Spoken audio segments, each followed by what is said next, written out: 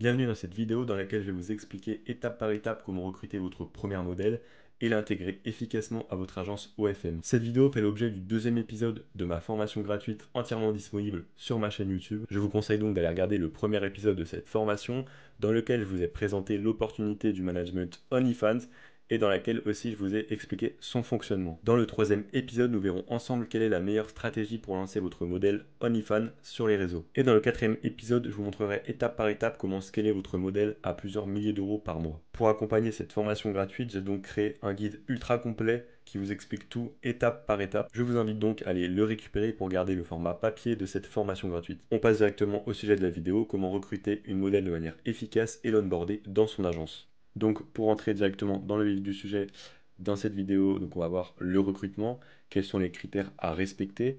Nous verrons ensuite donc la stratégie principale, 5 autres stratégies pour recruter une modèle, plus une bonus, ma préférée, très efficace. Et ensuite nous verrons l'onboarding, comment intégrer votre modèle dans votre agence de manière efficace. Donc pour les critères à respecter, on a 4 critères principaux.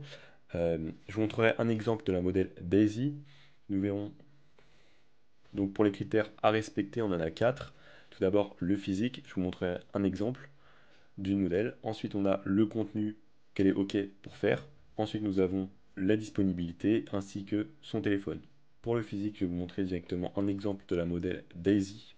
Alors donc on se retrouve sur mon téléphone, voici cette modèle, je vais vous montrer quelques vidéos. Say wherever I want it, you know, I do whatever I want. I'm counting up money for fun, you know, popping. That's so cool. Sticking at your tongue with pictures. Donc voilà, ce que tu peux remarquer avec cette modèle, c'est elle paraît plutôt très jeune, elle est super sexy, elle a un très beau regard, un très beau sourire. Également, elle est petite, donc elle a clairement le physique qui la rend vraiment différente de beaucoup.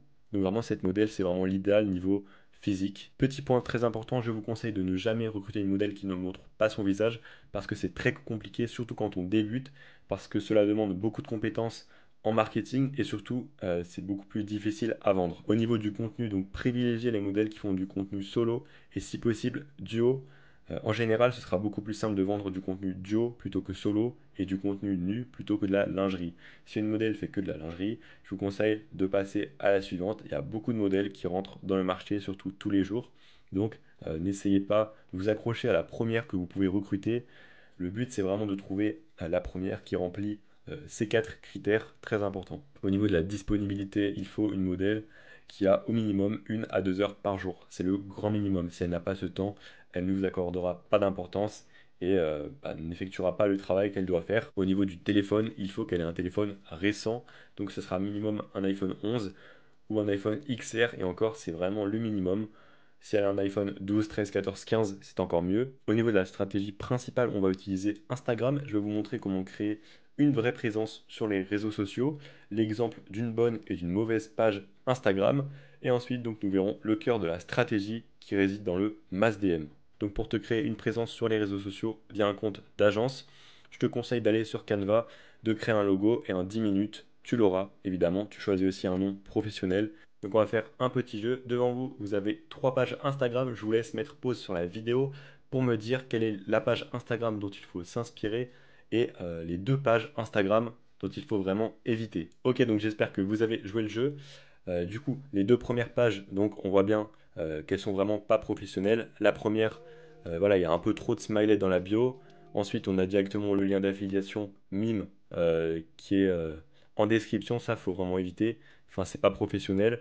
Ce qui va être intéressant aussi, c'est de faire un site internet. Après, c'est pas obligatoire, mais c'est toujours mieux. Ensuite, on peut voir que l'identité visuelle, elle n'est pas vraiment présente. On a simplement le logo mime. Il n'y a aucune identité visuelle, aucun branding au final. Sur le deuxième, Instagram. Donc là, c'est pareil, la description, elle est un petit peu timide. Pareil pour le premier compte d'agence, au niveau des stories, on n'a pas grand-chose. Et puis la couleur marron, écriture noire sur du marron avec du bleu, du jaune, c'est vraiment moche. C'est affreux, donc j'ai bien caché le nom de l'utilisateur, mais force à lui. Donc voilà, donc on peut voir que la troisième page, elle est vraiment beaucoup plus professionnelle. Déjà, on a plus de preuves sociales, 60 000 abonnés. Bon, après, c'est peut-être un peu beaucoup, 60 000. Enfin, c'est pas forcément nécessaire, mais ça donne déjà plus de crédibilité, plus de crédit. qu'un compte qui a 2000 abonnés pour 400 abonnements. La bio beaucoup plus travaillée et on a le lien aussi du site web que j'ai du coup caché par respect. Mais voilà, on peut voir qu'au niveau des posts, c'est déjà plus travaillé, il y a déjà une meilleure identité visuelle. Après, je pense qu'on peut faire encore un petit peu mieux. Et voilà, on a du rose, on a du blanc, du noir, et globalement, ce seront les seules couleurs qui vont plutôt bien ensemble. Il n'y aura pas de marron, de jaune et de bleu. Ni là, de jaune, de rouge. Enfin voilà. Ce qu'il faut, c'est vraiment écrire une bio impactante qui explique à tes futurs prospects, donc ce seront des modèles, ce que tu fais. Donc poste des publications et booste tes followers, tes likes et tes commentaires pour te donner de la preuve sociale crédible dès le départ. C'est vraiment important pour ton compte. Donc pour ça, je te conseille d'utiliser Zfame. Zfame, c'est quoi? C'est le site le plus fiable, en tout cas que je connaisse, pour l'achat d'abonnés, de likes et de commentaires. En tout cas, c'est un site que j'ai moi-même utilisé et avec lequel je n'ai eu jamais aucun souci. Donc voilà, si ça peut t'aider, je te mets le lien, c'est un lien affilié, donc si tu veux me soutenir, passe par ce lien, il sera en description. Ensuite, donc le Mass DM. Le Mass DM, qu'est-ce que c'est? Cela consiste à effectuer des DM en masse, chaque jour entre 50 et 100 idéalement. Le but, ça va être de contacter un maximum de modèles ou de potentiels modèles. Ça va être beaucoup plus simple si elles sont déjà modèles, qu'elles ont déjà un mime ou un OnlyFans, pour les convaincre de travailler avec elles, plutôt que de convaincre une femme lambda à se lancer sur ces plateformes. Beaucoup peuvent être un petit peu totalement contre ces plateformes, donc ce sera beaucoup plus compliqué de les convaincre et même impossible pour certaines. Pour cela, il va falloir te démarquer et ne pas DM n'importe quel modèle. Choisis des modèles qui correspondent à tes critères physiques.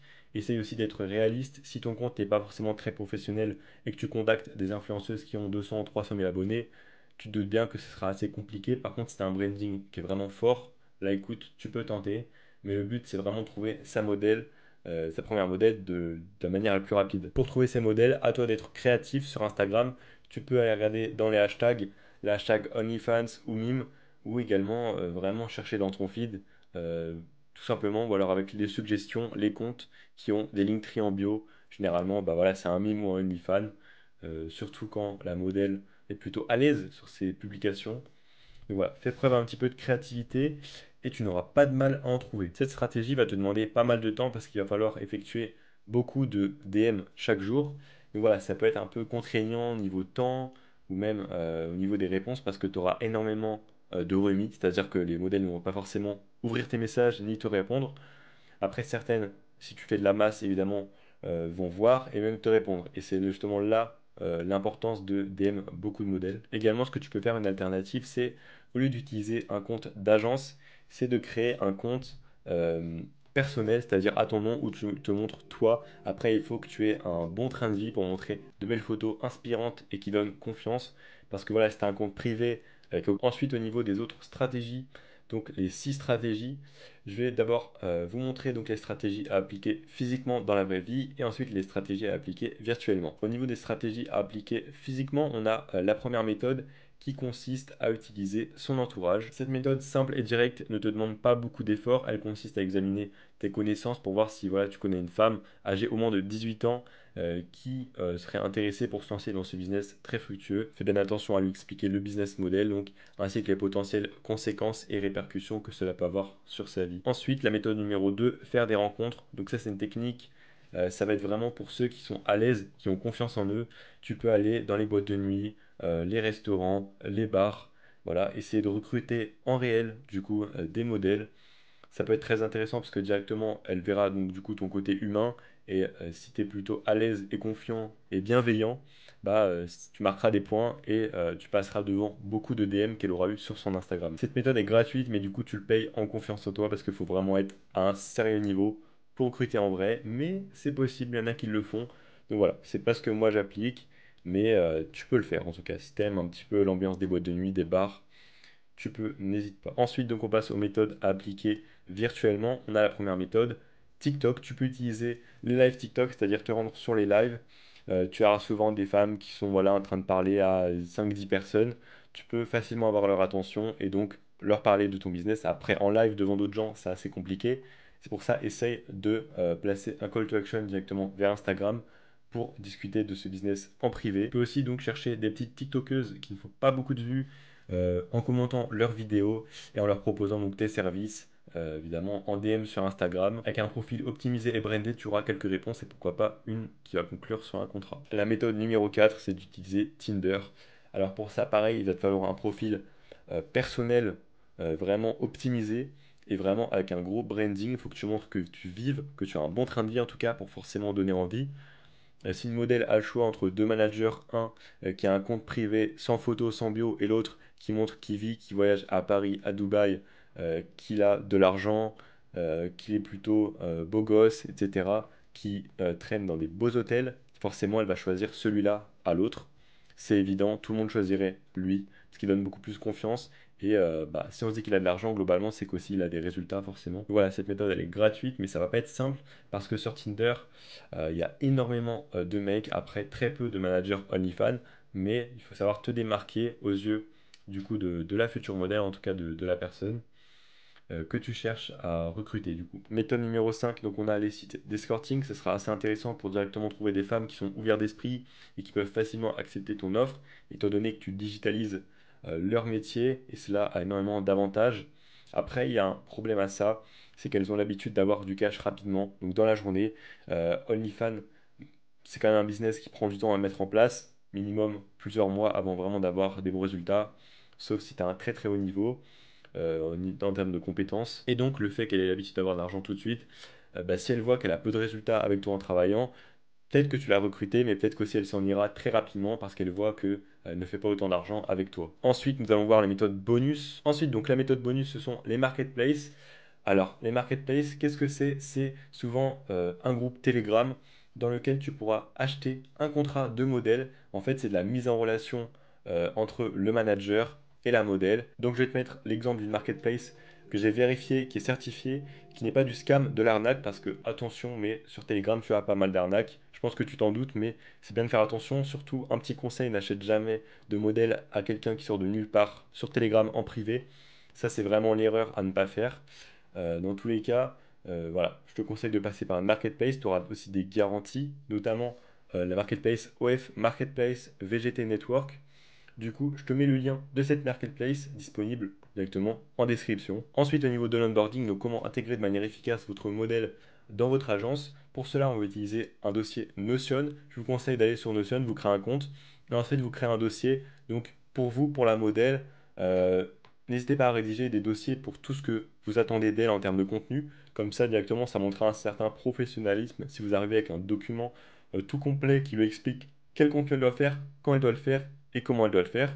N'hésitez pas aussi, ce que vous pouvez faire, c'est un calendrier de contenu, comme ça vous permettra directement de pouvoir montrer à la modèle ce que vous attendez d'elle, tel jour, telle semaine. Pour le contenu, je vous conseille de demander à la modèle tout ce qu'elle a comme contenu déjà fait, ça vous permettra d'avoir une base de contenu. Pour commencer, n'hésitez pas à lui demander du contenu pour Instagram, donc c'est-à-dire du contenu soft et habillé pour ses publications et ses stories. Les stories peuvent être un petit peu plus sexy, mais on évite absolument la lingerie sur Instagram, c'est vraiment pas nécessaire. Après, tout dépend de la modèle, tout dépend de plein de critères. Moi, je privilégie vraiment la lingerie pour Telegram, mais ça, on en parlera dans d'autres vidéos. Ou alors sinon, la lingerie donc dans le feed Mime et OnlyFans. Et ensuite, n'hésitez pas aussi à lui demander forcément du contenu nu si elle a accepté de le faire, ce que je vous ai conseillé au départ lors du recrutement. Donc voilà, son contenu nu sera pour ses médias privés. Donc où est-ce que la modèle dépose son contenu? Pour cela, je vous conseille de créer un Google Drive dans lequel elle pourra déposer tout son contenu. Ensuite, on va voir comment trier le contenu de manière efficace. Ce que je vous conseille, donc, c'est de créer une section Instagram, une section OnlyFans séparant la lingerie du nu, ainsi qu'une catégorie à déposer. Comme ça, elle pourra déposer tout son contenu dans cette catégorie et ensuite, vous pourrez le trier de la meilleure manière. Parce que voilà, laisser la modèle le trier, c'est vraiment pas le top. Vous verrez par vous-même dans tous les cas. Et comme ça, vous pourrez vraiment avoir un drive qui est organisé avec une catégorie euh, habillé, Instagram, contenu ensuite, lingerie et nu, donc pour OnlyFans. Après, si vous voulez faire d'autres catégories, n'hésitez pas si vous trouvez que c'est nécessaire. Donc voilà, c'est la fin du deuxième épisode de cette formation gratuite. J'espère qu'il vous plaira. Si vous avez une quelconque question, n'hésitez pas dans les commentaires. Et si vous voulez aussi récupérer le format papier de cette formation gratuite, en tout cas le format écrit, donc c'est directement dans la description. Vous avez le lien vers le guide gratuit ultra complet que j'ai réalisé. Ensuite, on se retrouve dans le troisième épisode dans lequel on va voir la meilleure stratégie pour lancer votre modèle sur OnlyFans. Et ensuite, nous verrons également comment mettre en place son branding et ses réseaux sociaux. Allez, je vous dis à la prochaine.